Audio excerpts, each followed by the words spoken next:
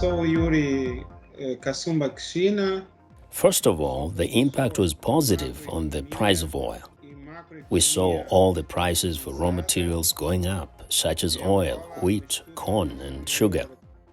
And Angola has oil as its main instrument, and it has always been the product that balanced our payment scale and allowed our economic growth in the last decades.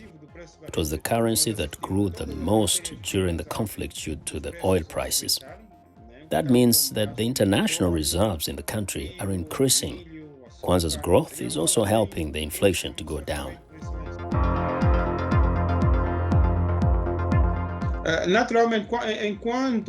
The short-term impacts are the same as the long-term impact. The longer the conflict lasts, the worse it's going to get, because the Angolan economy and the global economy are feeling a shock on the supply chain, which is connected to the production costs. The price for energy is hiking in Europe, in the US, all around the world, and oil derivatives are raw materials on the base for several goods production and basic needs services.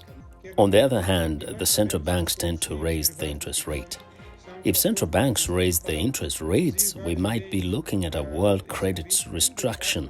Countries' debts will hike, we'll see a shrinking of money in the world, and we'll have a period of stagnation, even with inflation, because this inflation is on the supply side, which is more dangerous than on the demand side.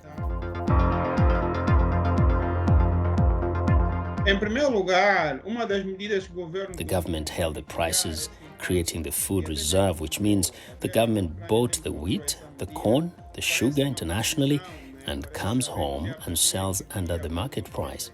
In reality, it is subsidizing the food for the people. But when the government reduces the price of goods administratively, that measure engulfs the private sector who sell the same product. Another measure the government is taking is giving credit with a very low interest rate, 7%, when the market interest rate is over 20%. We can say these measures are not sustainable in the long term, and it can even create problems in the midterm. A 7% interest rate credit can turn into a bad credit situation.